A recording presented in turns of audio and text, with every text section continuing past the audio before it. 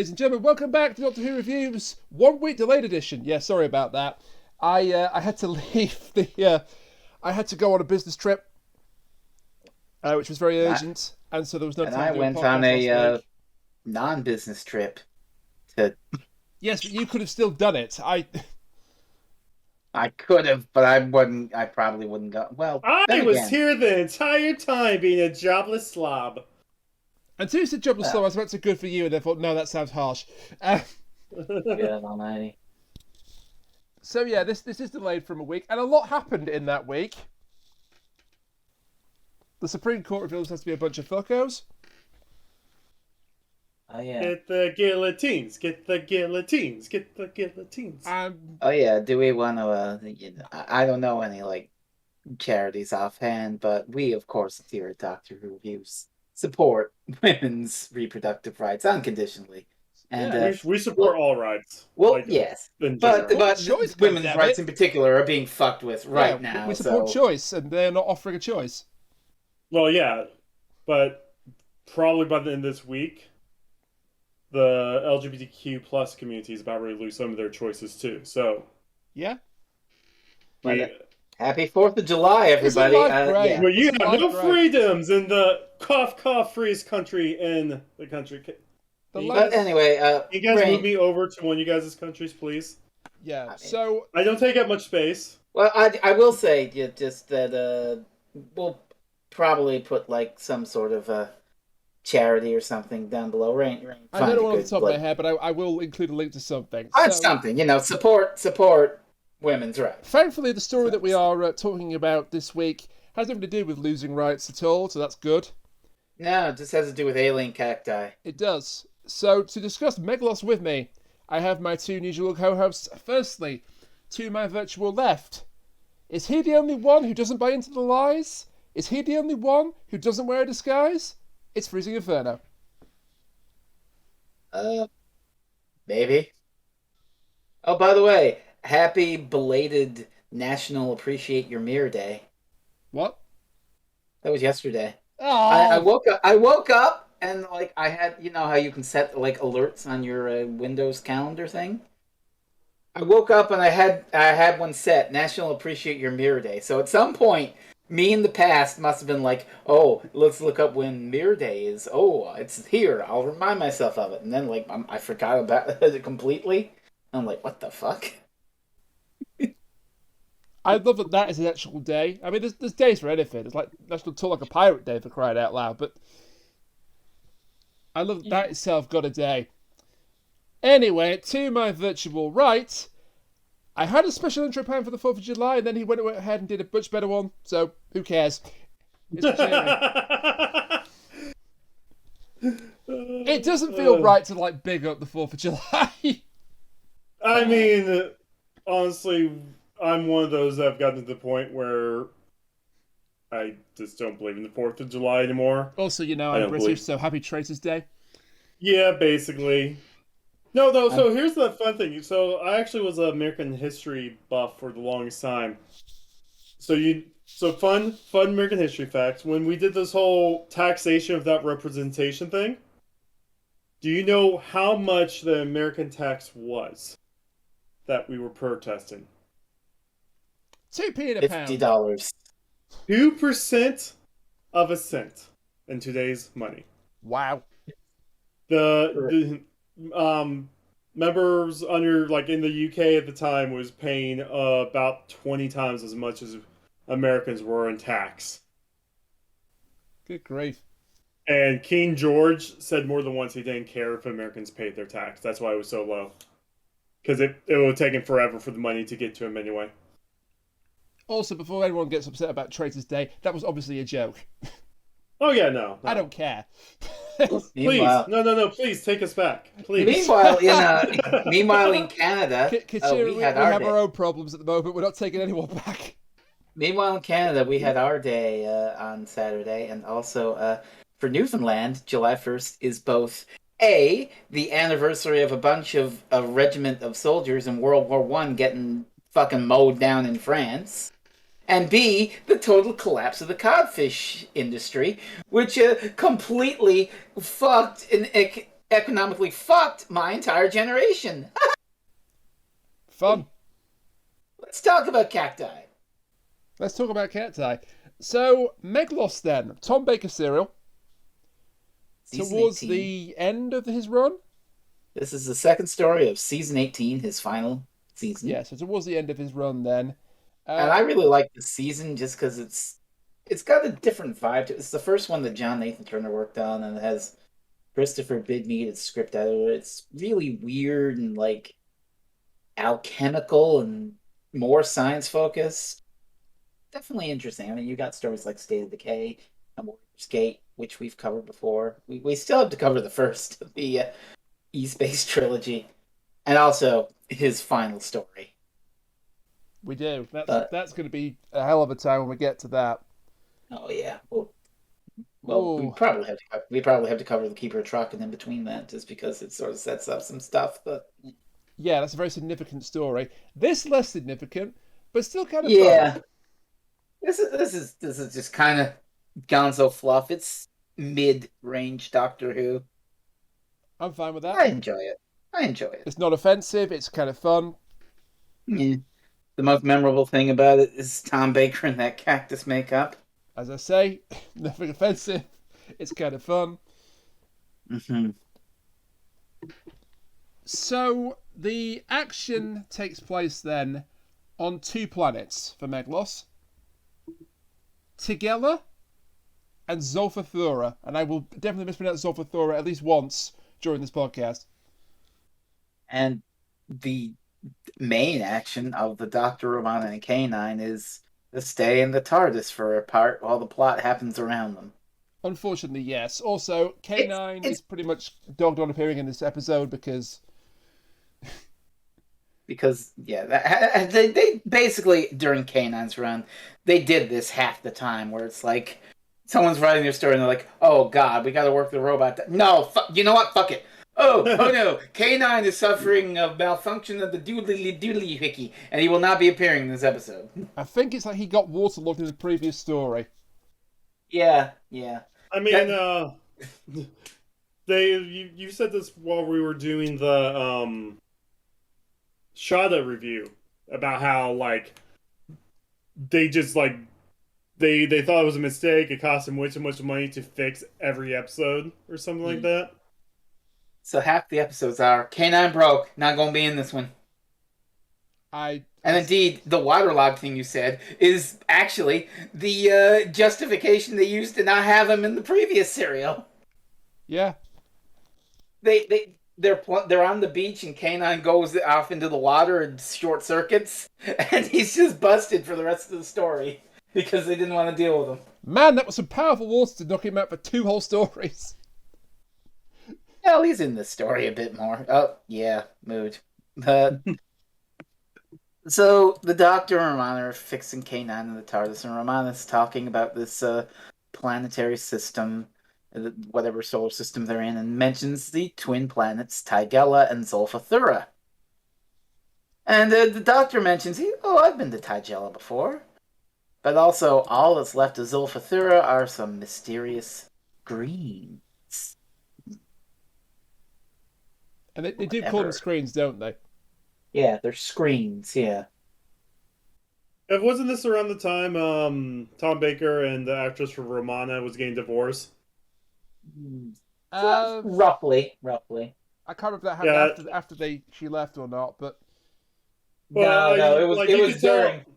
Yeah, you could tell that he wasn't looking at her at all during these scenes. Oh, that's she was trying her hardest to eat up the scenery and like look at him and stuff, and like he never looked at her once. Yeah, you weren't here for Warrior's Gate, which I really love that story. You should check it sometime. But yeah, you can definitely tell that energy where they can't fucking stand each other is going on. Like, and then she went to marry Richard Dawkins. Yeah. Choices were certainly made in that actress's life, but yeah. Thanks, Douglas Adams. Oh yeah, they were friends, weren't they? Yeah, that's who introduced them. But things aren't rosy on the planet Tigella. Okay. It's because of all the deadly plants, right? There's no roses.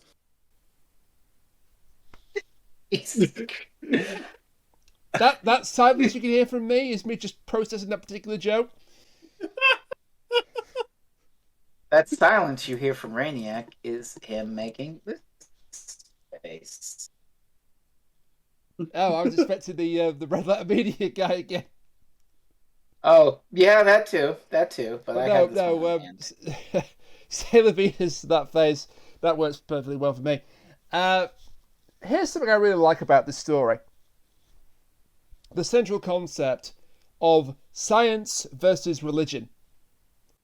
Because I thought you said we weren't getting political. Shit.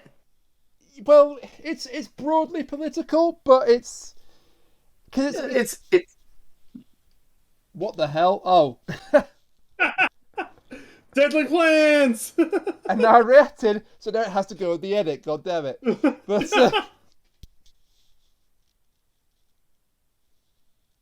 so there's some science and religion going on Thai thingamajiggy.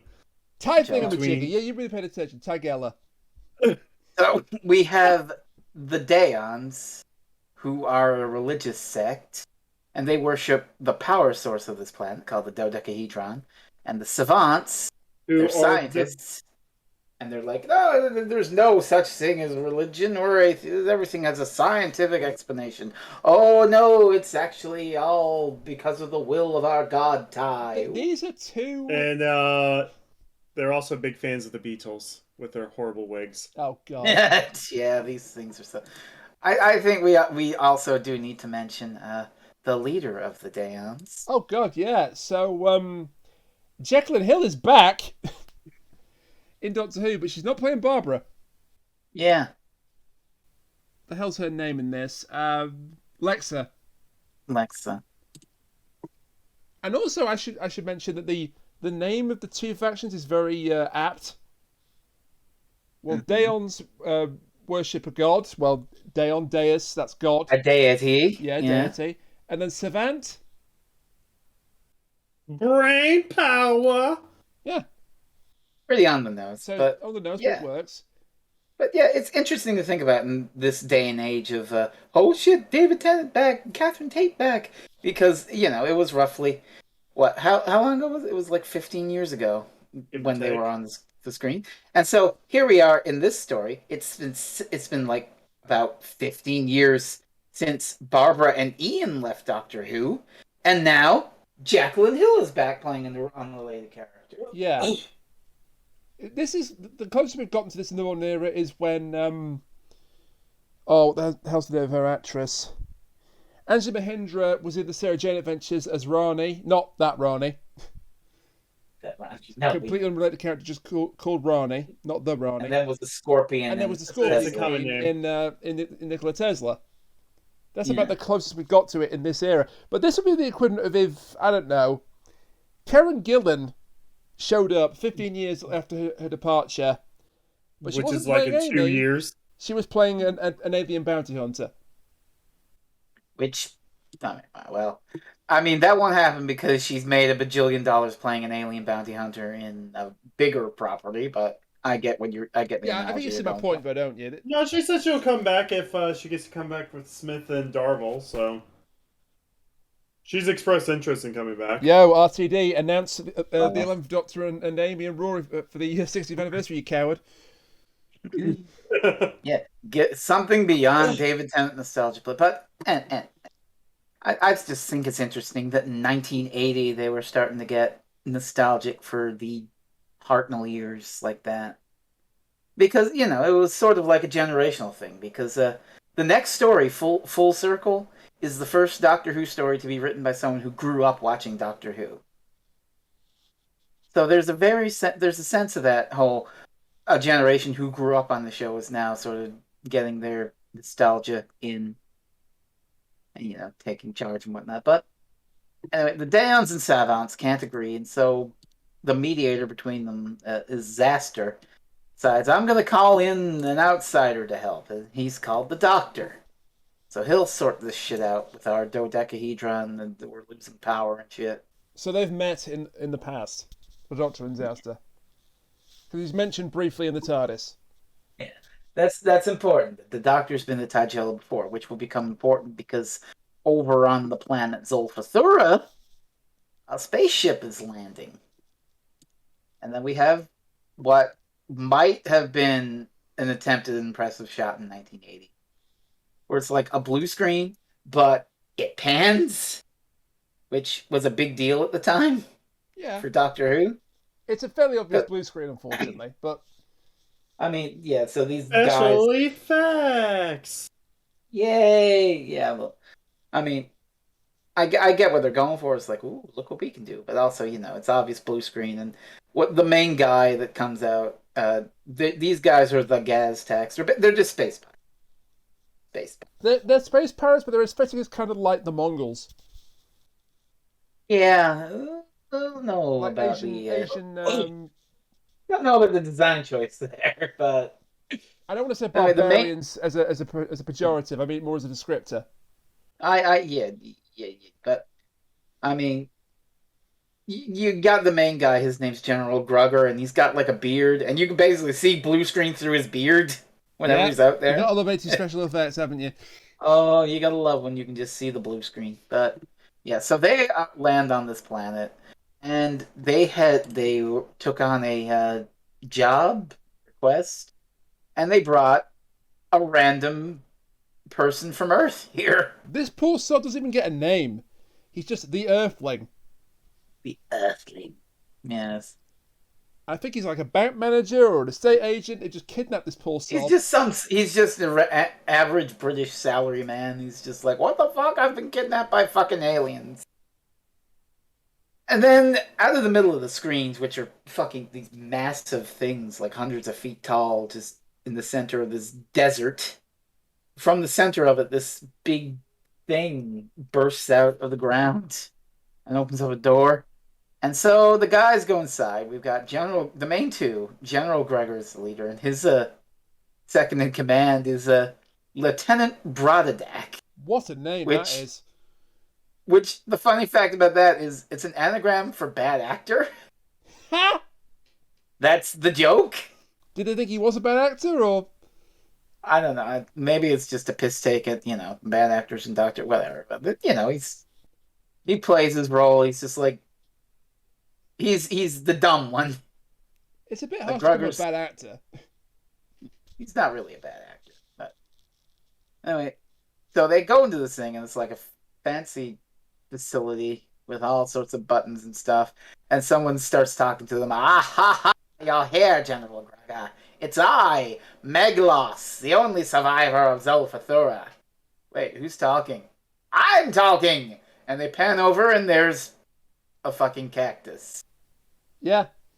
There's just a cactus sitting there. So this is when I get the idea of the end of time. I mean, could it have been meant to be something else, but it just looks like a cactus because of how low budget it was, or? I think it's literally a cactus. It's literally just a cactus. They just got a cactus, and they're like, and they have this guy with electronically processed voice. Yeah. An electronically processed voice that peaked the microphone so we didn't hear it. But yeah, Meglos here wants these guys to steal the dodecahedron from Tagella because it was made on Zolfathura, and Tagella's only using a fraction of its power, and I could rule the universe! And there's a very brief attempt at a betrayal, like immediately in part one. Well, it's not. Well, yeah, they're trying to steal this shit. And he just traps him in the room, so all right, we'll go with your plan. Yeah. And so the plan is put the Earth guy in the pod next to me and start the process. And they begin. I have become the cactus.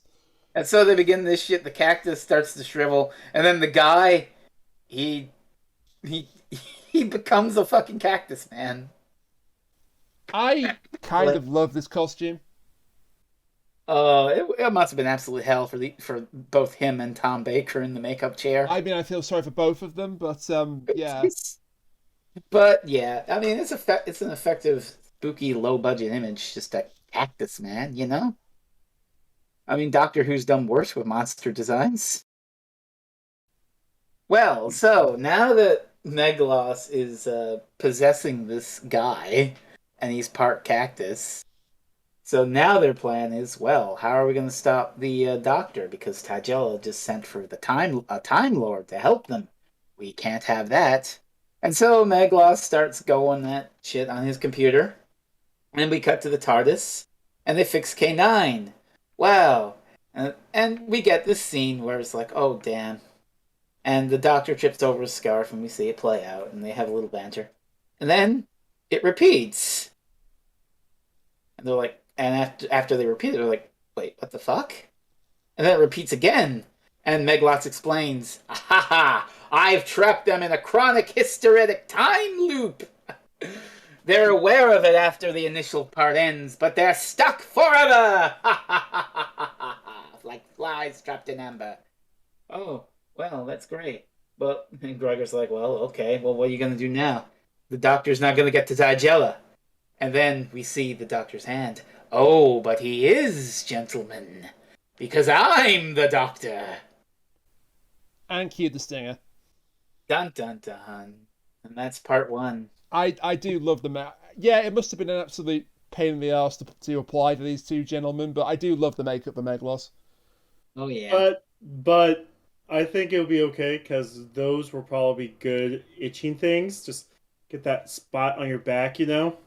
Oh yeah. I mean, if you rake it back on a cactus, it is going to start bleeding profusely.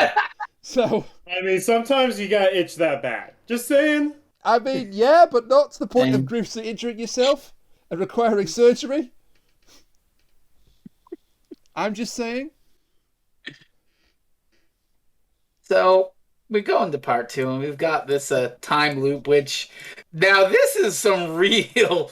This is like masterful fucking writers got to eat here. You almost admire it because not only are they keeping the doctor from the situation by, you know, having this whole impersonation plot so he can be misunderstood later, but they just get to play the same fucking scene back like 10 times. Yeah. It's almost an art form. I kind of have to applaud them for this. It is absolutely writers got to eat, but you gotta applaud them to the point where you realize the solution is kind of, eh. Oh, I fucking love it. It's my kind of shit. This is like Moffat level shit. You know, and you know it's like what's his name? Fucking Daniel Craig says in Knives Out. It makes no damn sense, but it compels me. I love that film. I can't wait for the sequel to come out. I love that fucking movie too. Is that coming out this year? I don't know. If it is, I've got to go and arrange to see that because, my God. So we open on part two, and after a couple of repeats of this time loop, the doctor and Romana realize, oh shit, we're in a chronic hysteresis. That's bad. K9, is there any way out of a chronic hysteresis? No? No, Master, there is not. Oh, shit. There's no known technological procedure for getting out of a chronic hysteresis. No known technological procedural, eh? Well, while they're playing their time loop, the Gaztacs in league with Meglos, they get back in their spaceship and they blast off for Tagella. And so we get some more loop bullshit, and then they land. I mean, they're stuck in this loop for half the episode, but I'm just going to go through the parts of what Meglos is doing before that, because please do. They land on Tagella, and the surface of Tagella is full of deadly plants. And so Meglos says, okay, give me 1 hour to steal the dodecahedron. And while they're just take the octagon. And while they're doing that, down in Tagella, Lexus agrees to let the doctor inspect the dodecahedron, but he has to take the Dion oath and become one of them. And Zaster's like, what the fuck? Oh, that wouldn't be very polite to our guests. Can't do that shit. I do love the way they play off the tension between these two factions. Yeah. Because science versus religion is a very, very, very old conflict indeed. Oh, yeah. I mean, think of the 15th century and Galileo, who was going to be burned at the stake if he didn't renounce his heretical scientific views. And he Yeah. did it in public, but then apparently said under his breath, "But the Earth still moves," Mhm. which is great. So that's just one example. And also, I can't believe I'm saying this, but one of the Dan Brown books centers on science versus religion. That's all, like, everything. No, like that's all all the of them. Dan Brown books. Well, the Robert Langdon books, but Angels and Yeah. Demons in particular, because he literally goes to CERN. Yeah. All three books have some sort of religion and science mixed together in them. I can't remember if the Lost Symbol did, but I've not read the Lost Symbol for a long time. Lost Symbol was about masonry. The Not the beliefs in masonry. masonry. That's stonework. Masonry. That Freemasonry. yeah, you know what I meant. Sorry. No. But, It's a very important distinction, though. One is a secretive cult, and one is stonework. So yeah. Well, yeah, but it was still about like that cult and how science can prove they were right and what's actually right and what's all that stuff. I haven't read the books in like 10 years, but I did read the first 3. Have they made more? Surely they made another one by now. Oh God, I think Inferno. Because I think he said it was going to be like a 12-book series, and after 10 years, he only had 3 books done. Inferno was made into a film. This So guy, George R.R. Martin. Basically. Don't insult George R.R. Martin like that. Good God. No, I mean He's at so there's 5 books now, so Inferno and Origin. But yeah, the last one I read was like the Lost Symbol, and that is that's 9 years for 3 books for a supposed 12-book series. But so Meglos arrives at the city, and it's like, "Hello, I'm the doctor. I believe I'm expected." And so he goes in. He's playing up being the doctor, and oh, Zaster, hi. Oh, I didn't recognize you. It's been so long. And he's using. Oh, by the way, doctor. Yeah. So can I see the dodecahedron and work out your problem? Oh, before that, doctor. Lexo wants you to swear allegiance to Ty, and at that moment, it's like Meglos seems ready to like be really pissed off at this. Like in his head, you can see he's thinking, "I, the great Meglos, pledge allegiance to a tin god? How dare!" But after a moment, he's just like, "Oh well, of course I'll pledge allegiance to Ty. Sure, why not?" Yeah. The mask but is a brief second, but then he gets back into character. Oh yeah, the mask almost drops there. He's like, he finds it indignant. But so breaking out of the chronic hysteresis is one of the more gonzo elements of this fucking story. Oh, this is wild. Basically, they fucking trick the time loop. What they do is because they remember the fact that they're caught in a time loop after they do the initial couple of lines that we keep see repeated. And they're like, wait, why don't we throw it out of phase? Okay, Romana, you go over there and you say what you just said, and I'll go over here and I'll do the thing. And so they play it out. They're like, oh, blast. Oh, no. K9, here we go again. And they're acting it out really badly and fakely. Like, yeah. Oh, shit, I'm doing exactly what I was doing before in this time loop. Like, that level of sarcastic acting. And they badly repeat all the shit they've been looping. And it fucking works! Yeah. There's, like, effects on the screen and shimmer, and they throw the time loop out of phase, and they break out of it. I'm sorry, I kind of love how they do this.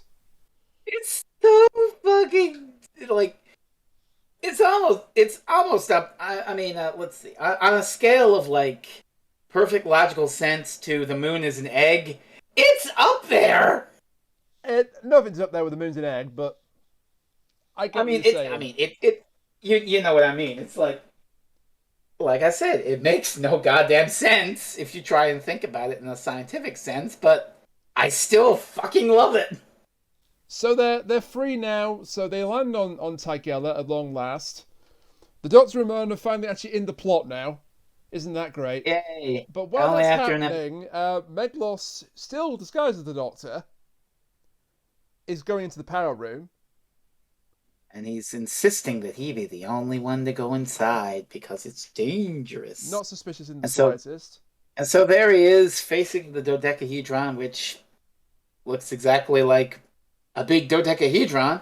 Big shock. I mean, it's a pretty good name for it. Yeah. And he's like, aha, finally it's mine. Ha ha ha ha. And he puts a thing on it.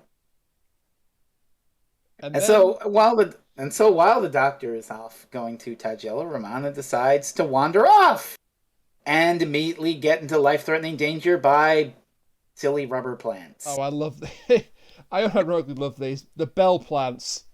Oh god. This is just a The silly evil PT Bell plants. bell plants. They're just like a whip. They're They're just a big plant whip with a heavy thing on the end, just cudgels people. I shouldn't like Incredible. it. I kind of do. It's more Ryder Scott. He's just, oh, we need Romana to get in trouble. Hey, whip up some rubber plants, guys. I just imagine that the crew just going as they're trying to get the thing to whip her, but But yeah, Meglos makes off with the dodecahedron and is now wandering around Tagella. Just as he does this, the doctor shows up and is like, "Hey, it's me. It's the doctor. What? But you were here just before. Oh, really? I mean, that was 50 years ago. I'm surprised you have such a good memory. Ah, okay. Well, let's head on in and say." yeah, And that's, so- that's a nice touch. Isn't it? The guy's like, I didn't see you leave, so that's a bit confusing. It's like, what the fuck? Well, the doctor still doesn't know what's going on, but yeah, all the power in Tagella, which is this like underground city, is failing, and everyone's like, "Oh shit! Oh fuck! What happened? Oh god, the dodecahedron's fucking gone! Oh no, the doctor's betrayed us! He's betrayed us!" And then we see the iconic, we see Tom Baker, Meglos, in cactus form. Yeah, they have to find a way to differentiate Meglos and the Doctor. Now they're both on the same planet. So the way they do it is that they paint Tom Baker green. And put spikes on him. We do not paint Tom Baker green, so this time where it actually works. That's a deep cut. Isn't this like the first time the American tried to escape, and it's like that weird double layer shot of him like pulling the American back, or is that next episode? That happens a bit later on, but that is a weird double layer shot for sure. Yeah, it's just they superimpose the guy next to him, and he's like, "I gotta get out of here! You're possessing my body and making me a fucking cactus man." But yeah, so just as all hell is breaking loose in Tagella, the real doctor shows up and it's like, "Oh, the doctor, what the fuck is going on?" What? I mean, I got your distress call. I was a little late because of the time. There was this time loop thing, but I'm here now. You fucking stole the dodecahedron! What? Have him arrested. Now?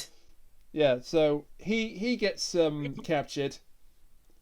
Romana is broken out from the plants. And then she finds the Gaztec ship. And Brododak is there and immediately tries to kill her. And there's a bit of a runaround, and so we end with the cliffhanger of Brododak and the other Gaztecs pointing gun. And he's like, "She's seen too much! Kill her now!" Also, K9's batteries run out. Trying to get to the city. Yeah, we had him outside for a little bit with this plant bullshit, but not too much now. So I wonder how we're going to get out of a situation where someone says, "Kill her now!" Surely it won't be another character coming in saying, "Wait!" That's exactly what happens. Oh, look at that! Because it's bad actor man that says kill her. And but Grugger's then his like, superior Grugger says, no, we need to question her first. So, and then Romana gets to fucking run circles around these fucking idiots. I mean, again, when I refer to like the Asian warriors of a certain time period, yeah, we're going into stereotypes here. Yeah. Which is a shame because the actual Mongols were whip smart. Yeah. Well, these guys are done. I mean, yeah, there's certainly a bit of uncomfortable bullshit there if you're gonna No, I don't think it's There's particularly definitely problematic. reading I'm just saying it is. I think that's what they're going for. Well, either Space way, I mean, nomads, space on the one barbarians. hand, I do love a good competent Romana. On the other hand, yeah. Again, I don't think it's too bad really, but I mean, it's no, but no, you know. absolutely not. No, it's just Well, I mean, I gotta acknowledge your reading, and it's there. yeah. I mean, my reading might be entirely incorrect, You know, I mean, I'm sure someone but I says do something. love Romana tricking them with anti-clockwise rotation.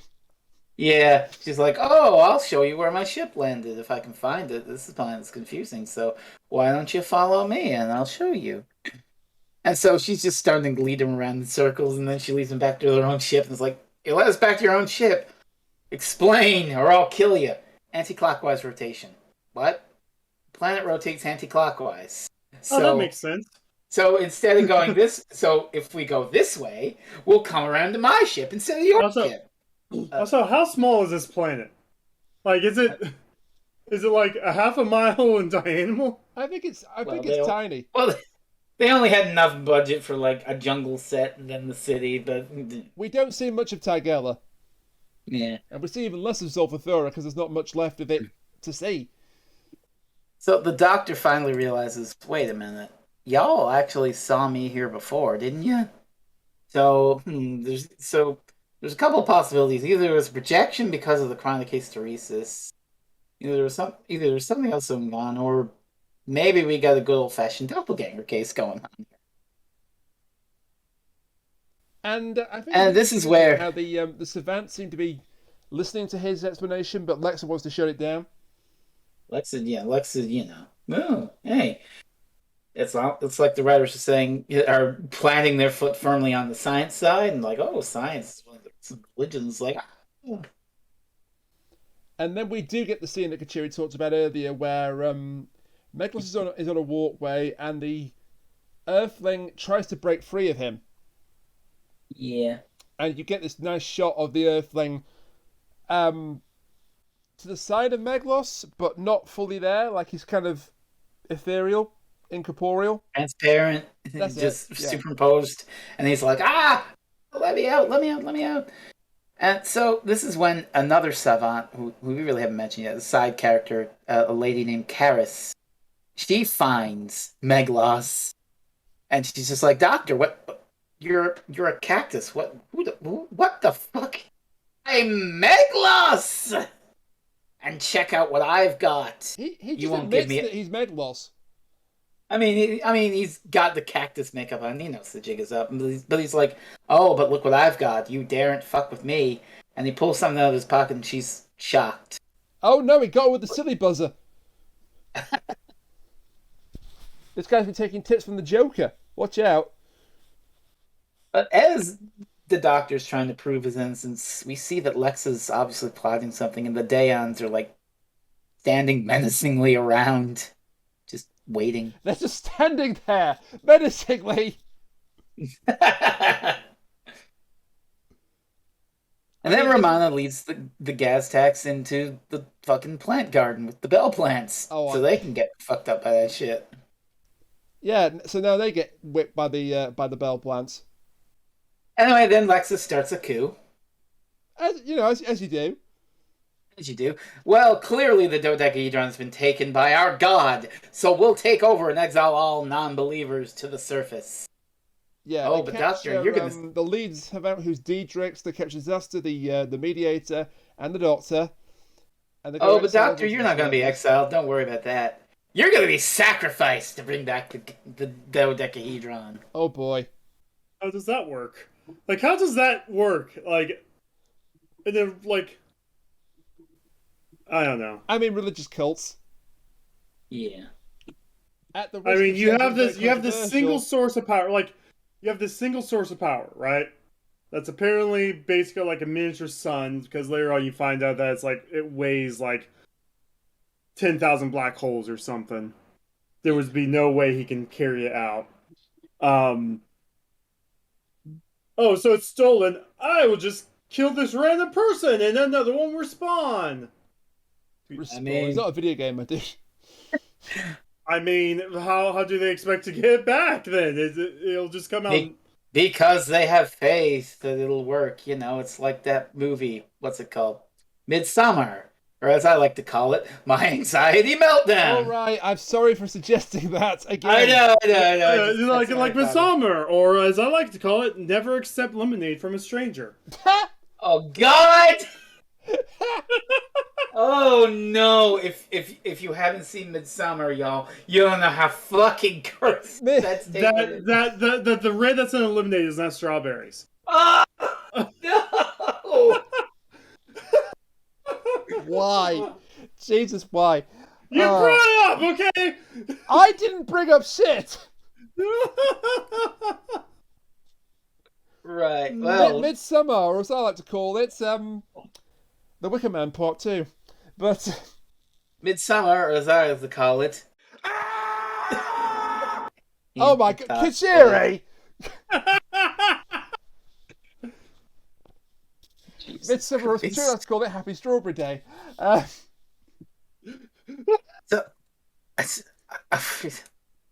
Okay, we're kind of hammering the joke in now. But what right, is that, so that of a gift? But Meglos, now that he's got the dodecahedron, now he's going to make for the main entrance and try to get away. No, we have to replay the previous scene 10 minutes ago where he's breaking out of him. Oh yeah, well, he's trying to stall. Now he's not trying to break free. Now he's trying to stall him to keep him from getting away. So he gets captured. He's like, "No, I won't let you go. We're gonna get captured." Ha ha ha. While that's happening, it's been an hour. So the Gaztacs have escaped the deadly plants after Romana and K9 run off, and they start to try and Romana's run into the gate for Tigella, but she's caught between two gates, and they're trying to break in. And so she gets in as they start breaking through and have a little laser battle. And in the confusion with the Earth guy trying to break out of Meglos, Karis managed to capture him. But then Romana comes in, and now he's reverted back to looking exactly like the Doctor. So she thinks it's the Doctor, and she knocks out Karis. Yeah.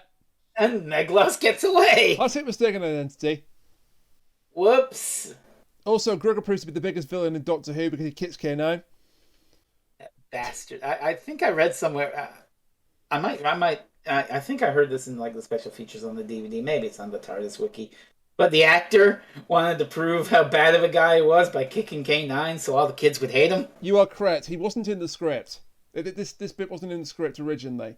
Oh my gosh. And yeah. He asked if he could kick K9 to establish his character as a villain. And since they didn't like K9 very much, he said, "Yeah, go ahead." Yeah, I was sorry to make that. But that's a good motivator to make the kids go, "Boo, we don't like." Oh, it's even better. K9. He agreed to play the character on condition he'd be allowed to kick K9 on screen. Oh my God! That's even better. So you want me to read for the space pirate in Doctor Who? I'll do it on one condition. Oh, what? You want more money? No, I want to kick that robot dog. Hired, done. Make sure you break it. And so we want to get rid of it. Somebody. They get rid. Shit. In the next story, they knock off K9's fucking head. And then 2 stories from that. Yeah. That's the thing that happens. I didn't know that happened. That's something we get to look forward to. But Meglos is out. He escapes with the Gaztacs. They've got the dodecahedron. And our cliffhanger is that the Daons are going to drop a very big rock on the Doctor. And I do love that. Okay, so the instrumental music for this is all like 80s synth stuff. It's very synthesized because it's 1980 and it was like, ooh, it's the sound of the future. But the god that they worship is called Tai. But you can hear like this chanting as the rock is about to fall. And it simultaneously sounds to me like they're saying Tai, Tai, Tai, and die, die, die, because it's so synthesized and like. They might be, but I think they're just chanting the name of their god. It works both ways. But anyway, so they're burning these ropes that are going to drop this rock on the Doctor. And, just in time, they save the Doctor just in time and convince them, hey, there's been a fucking imposter going around. There's an imposter among us. Remove the stone of shame. Attach the stone of triumph. Dope. But yeah, they managed to save the Doctor just in the nick of time. And Grugger, meanwhile, is like, I lost 3 men in Tachilla. I want to go back with an army. Oh, you don't need an army, General Grugger. We've got the dodecahedron. I want the screens of Zolfathora. That, Tagella, won't be any worry. Why does he want the screens? Are they like some sort of powerful super weapon, or Oh, why, yes, they are. I must have missed that. Yeah, that's exactly the thing. It's the dodecahedron powers the screens and turns it into basically like the Death The Death Star. Star, yeah. Just a super death laser that'll blow up any planet If you were anywhere. under any illusion, just how much sci-fi owe to Star Wars was changed by Star Wars. Another thing is, wait, when did Star Wars came out? Oh wait, this was 77. This was the 80s. So yeah. Sorry, Empire for Strikes some Back reason I when- had 74 in my head from something else we were talking about before the podcast. Yeah, No, but yeah. they mentioned, I want to say in episode 1 that the Thai Jellins and Savants were only using like 5% of the Diohedron's power. Yeah. And basically it was like the MacGuffin to give them immortality or something. yeah, but what it actually does is power the city, because without it, it's about to melt down and go critical. So Meglos pops the dodecahedron right in the middle of the screens, just makes a hole in the dirt and plops it there. And then that thing that rose up in episode 1 rises up again and activates it. And then we get a little bit. This is a bit of fluff, but it'll come in later. Brodadak is like, I like the Doctor's coat. I want Meglos's coat when we're all done. It's like, you fucking idiot. That's actually important, believe it or not. It is important. But meanwhile, back on Tagella, this is just random bullshit. A random Gaztag who they think is dead rises up and he's like, I'm gonna shoot y'all, and he shoots, but Lexa takes the shot and dies. And it's like, Yeah. what? So, in the script, the original script, Lexa just disappeared when she was done in the narrative. She just didn't Okay. appear again. So they came up with a way of a self-sacrifice to make it more meaningful. And to show why she's no longer on the screen. And Jekyll and Hill regretted playing this character. Oh dear.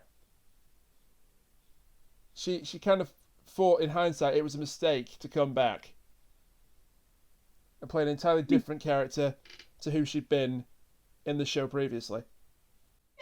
It's a fine role as a minor antagonist. The show had changed far more, considerably from when she'd last left it, I mean, yeah, long time. and was unrecognizable from the show she left. So yeah, that's the end of. It's funny to compare that to now, where it's like David Tennant and Catherine Tate are coming back. Is the show really that unrecognizable now? No, not really. No, No, because it spent the past 5 years pining for that time. But I digress. But yeah. But anyway, Lex is dead. They don't really, do anything with this. No. It doesn't destabilize the Dion faction or make the Savants more prominent. Well, It's just that an character should event. died. Oh well. it's an event. It's a this They were whole a little- serial so far has just been this leads to this, leads to this, leads to this. and Yeah, hasn't been. does. I mean, it is just mid-season fluff. Basically, yeah. Still enjoyable mid-season fluff, but it is mid-season Yeah. fluff. Meglos mentions that the Zolfathurans tried to destroy all they had to prevent this moment, so it's like, I guess the rest of them had like a conscience, and they tried to say, oh wait, maybe we shouldn't have an unstoppable death ray, but Meglos is like, yes, more death rays! Ha ha ha ha ha! Well, General Grugger, pick any planet you want, and we can destroy it utterly and prove our might. Let's blow up Tagella. Okay. Again, Star Wars says hi. Yeah. But, yeah, so the Doctor, along with Karis, and is Diedrich's here too? We haven't even mentioned Diedrich that much. He's the leader of the Or Savants. Yeah, yeah. I think he is. Is he there? Yes. A bunch of people are here. They've landed on Zolfathora. It's dark and the screens are It's the shining. Doctor, Romana, And K9, Keris, Diedrichs. okay, so they're like, so the doctor's like, I'm gonna go and stop it. But wait, those gas stacks will kill you. Ah, but you see, Meglos is disguised as me. So if they catch me, I'll just pretend to be Meglos. This happens As, every time there is a something that looks like a main character. This always happens. The character you pretends to know, be the other person. We've and you, already established that these guys aren't too bright. yeah. So, I mean, this is just the perfect plan. I mean, The only The thing enemy that of could the go world is a wrong. really good and until recently lost Patrick Troughton serial. Oh, enemy of the world. Yeah. Yeah, completely builds around that fact, Yep. and it's really An good. interesting one. It's pretty good. Yeah, the only thing that fucks up this plan is the fact that Meglos, once he's in the control room, takes off his burgundy doctor coat and gives it to Brodadak. Yeah, And he's like, I'm ready to destroy Tagella, but I better go and check the screen alignments first. And so he goes there, and he goes out, and the doctor sees Meglos come out and says, oh, okay, no coat? Well, I'll just take mine off then. And then he gets caught by a gas tag, and his bluff is real funny. He's like, could you hold this up for me, please? holding up the Okay. wall he was against. Holding up the wall he Yeah. was against. And the guy's like, okay. again, they're not very bright. Nah. So he bluffs his way into the control room. And he's left the coat there. He bluffs his way into the control room to fuck around with it. I thought you said the things are prime. Oh, I did I? Well, I still gotta discombobulate the thingamabob. Yeah, do your thing. And so he does all this, and just as he's about to leave, a Gaztec comes in with the doctor's coat, and he's like, wait a minute. 2 coats? But bye, Grugger. Send the guards after him. And so they send the guards after him, but instead of getting the doctor, they get Meglos. Yeah, this is great. But then they do get the doctor anyway, so they get both of them. And they take them both to the hold of the ship, and so Curse the of doctor and somebody Meglos are... betrayal. And so the doctor and Meglos are face to face finally. Yeah, you say Yeah. finally, but actually nothing really comes of it, unfortunately. Not really. The doctor tells him, "Oh yeah, this whole place is about ready to explode." I inverted the controls, so the death ray is actually going to come He right back down reversed on the this. polarity, did he? Yeah, that's the Unfortunately, thing. he didn't even mention he did that, but So, Romana and Co have seen the doctor and Meglos have seen the doctor get captured, or someone looking like Tom Baker get captured, and so they do the great thing where they have K9 come out and distract the guard at the ship's door, and then they beam the guy with a rock to the head, and then they have K9 stun him. yeah. And so they blow open the hold, and they're like, 2 doctors? Well, what the fuck? I'm Meglos! Oh yeah, well, we've got you now. Or do you? And then he lets his control of the Earth guy go, and he turns into something fucking other to wriggle away. It's the cactus without the prop that was holding the cactus up. It's just green slime or something. Yeah. And then And they so say something about like how he's like some sort of light being or something. it's like a hard light projection or something. I don't know. So he's invisible, but we're Anyway, not. they're like, shit, we gotta get out of here now. So they hop in the TARDIS, and after some Well, fuckery, they get out of there's there. a funny interaction with the Earthling.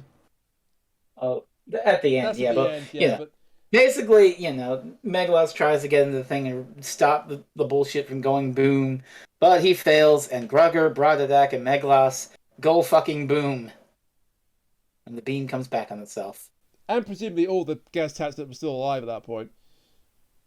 Yeah, well, yeah. But Well. those ones we see directly blown up by it. So yeah. And so that's a neat little end of the story. The doctor gives the dodecahedron back, and Romana says, "Oh shit, Doctor! Gallifrey just called. They want us to come back. Oh no!" And then we got the funny bit with the Earth guy. Yeah, The it's, oh, I'm closest not sure I story. want to come home because I kind of told my wife I'd be home and she's going to kill me. Oh, don't worry, we can drop you off before you leave. What? And that's Meglos. And it wouldn't be the last. Well, it is the last time we've seen Meglos on TV so far. It almost wasn't But though. It almost oh wasn't. yeah, we gotta mention this. Just briefly, because it is interesting. We can live with the mention of him. Yeah. So, the Lodger, which was written by, I'm sorry for saying this, Gareth Roberts. I mean, that's who the guy is. He sucks. He absolutely sucks. But this is just facts. Yeah. You know. In the first draft of the Lodger had Meglos as the villain. And the entire joke was, "It's me, Doctor. It's your old arch enemy, Meglos." I literally have no idea who you are. The Let's Leave for Flash bit, nice. That was the joke of bringing Meglos back. It's like, I'm your returning adversary from the classic series, and now I'll get rid of it. I literally do not remember you. Instead, we got Meglos? a projection of an old man and a computer. And something that was repurposed / retconned into being a silence TARDIS. Yeah. Eventually. And there we've mentioned it. We don't have to mention it again. Good. Hey, we don't have to mention it bigger. Great. So, what do we think of Meglos? Okay, who would like to go first? I'll take it. Well, I was going because mine's quick. Okay, go ahead. Go on. I have nothing to say about this. I was interested, and then I just lost interest, and it was just something. Background noise. I could not pay attention that close to this one. It wasn't bad, it wasn't great, it was just... So you treated it like most Chibnall. Yeah, basically. I mean, but it was still a lot better than most Chibnall. Well, I'll take that praise. Yeah, I enjoy Meglos. It's not gonna win awards, but it's a decent. If you're looking for some decent Doctor Who, and I mean decent, not outstanding, but not terrible. It is very middle of the road, but I just love the Gonzo ideas of breaking out of the time loop by tricking it, and also Tom Baker as a cactus. Those are the most memorable bits of Meglos. Otherwise, it's interesting. It does take Writers Gotta Eat to art form, where it's we've contrived this whole doppelganger situation, and we have them stuck in a time loop for one part, and then the next part is the obvious, oh, we don't trust you, we're going to capture you. So they have the writers of this. It's a pair of writers whose names I'm blanking on at the moment. Maniac, help. Yeah, I can help. This was written by John. I want to say Andrew McCulloch. Andrew McCulloch. And yeah, okay, yeah. Well, these two, they turned fucking Writers Gotta Eat into an art form. It's almost immaculate how well planned this is at delaying itself. Which is kind of a backhanded compliment to it, but, it's a fine Doctor Who story. It's fine, Got some Gonzo bits to it. Otherwise, it's pretty standard, but an interesting little shake-up. I had fun watching it again. Rainiac. I also had fun, and I also agree that it's middle of the road. But there's a few things to recommend Meglos for. Tom Baker gives a really good performance, particularly when he's Meglos. Yeah. And I'm always a sucker for evil doppelganger stories. They just work. I can't believe I went all this way through the story without mentioning Doctor Who Mirror Alert, because Meglos Doctor. Yeah, that would have been too obvious though, wouldn't it? Yeah. Or but would it? Doctor Who Mirror Alert. Doctor Who Mirror Alert.